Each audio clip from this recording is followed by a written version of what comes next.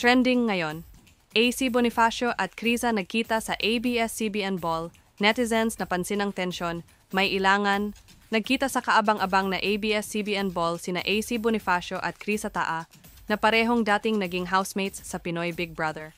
Pero imbes na reunion vibes, ilang vibes ang nasagap ng mga netizens.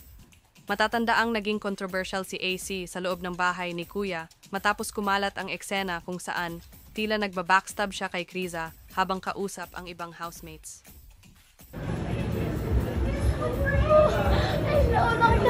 We don't wanna go like literal spring.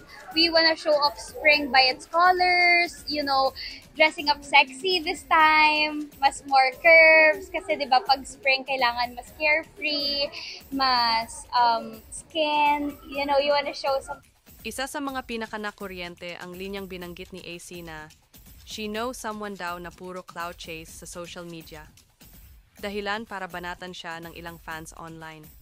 Ngayong muling nagsama sa iisang venue ang dalawa, hindi pinalampas ng mga marites online ang tila awkward encounter ng dalawa.